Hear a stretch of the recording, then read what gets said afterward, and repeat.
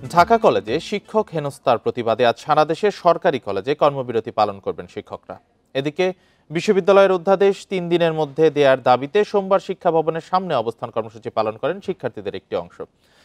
শিক্ষা মন্ত্রণালয়ের ব্যর্থতার কারণে শিক্ষক শিক্ষার্থীরা মুখোমুখি অবস্থানে, বলছেন শিক্ষা গবেষকরা। এ বিষয়ে আরো জানাতে বরিশাল থেকে যুক্ত হয়েছেন সহকর্মী আলামিন। আলামিন, এই কর্মসূচি ঘিরে সর্বশেষ কি খবর আছে আপনার কাছে?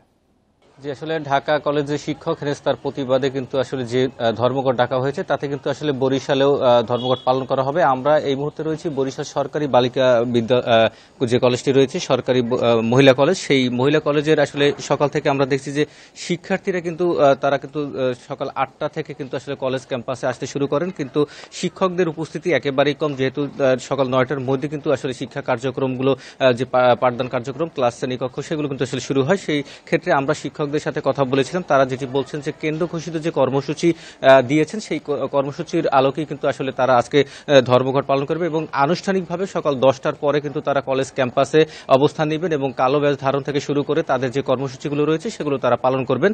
আমরা একাধিক শিক্ষকদের সাথে কথা বলেছিলাম, তারা একটা কথাই বলছেন যে আসলে শিক্ষকরা যখন শিক্ষার্থীদের হাতে লাঞ্ছিত হয় তখন কিন্তু আসলে তাদের যে কষ্টের যে জায়গাটা সেটা কিন্তু আসলে ফুটে ওঠে। সেক্ষেত্রে তারা চাচ্ছেন যে শিক্ষক এবং শিক্ষার্থীদের মধ্যে একটি সুসম্পর্ক বজায় থাকবে।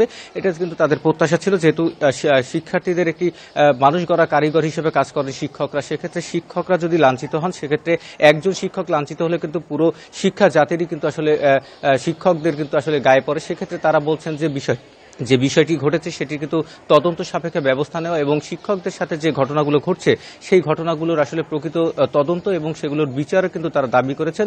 আমরা পাশাপাশি শিক্ষার্থীদের সাথে কথা বলেছিলাম, শিক্ষার্থীরা যেটি বলছেন যে আসলে শিক্ষা কার্যক্রম তাদের ব্যাহত হচ্ছে। শিক্ষক এবং শিক্ষার্থীদের যে ঘটনাটি ঘটেছে সেটা কিন্তু অপ্রত্যাশিত বলেই তারা কিন্তু বলছেন এবং তারা বলছেন যে বিষয়গুলো ঘটছে সেগুলো আসলে সমাধান দরকার এবং শিক্ষক এবং শিক্ষার্থীদের মধ্যে একটি সুসম্পর্ক বজায় থাকবে, এমনটাই প্রত্যাশা করছেন তারা। তবে আমরা বরিশালের যে কলেজগুলো রয়েছে প্রত্যেকটি কলেজই সকাল 10টার পরে কিন্তু আসলে এই যে কর্মসূচি সেই কর্মসূচি কিন্তু আসলে তারা হাতে নিয়েছেন এবং যেটি বলা হচ্ছে যে আসলে শিক্ষকরা তাদের এই যে দাবির পক্ষে এবং তারা অবস্থান নেবেন এবং তারা তাদের যে শিক্ষা কার্যক্রম বন্ধ রাখা সেটি কিন্তু আসলে তারা করবেন। ইতিমধ্যে কিন্তু পরীক্ষা এবং ক্লাস কিন্তু তারা বর্জন করেছেন। তো এই ছিল আমার কাছে বরিশাল থেকে জানাচ্ছিলেন সহকর্মী আলামিন।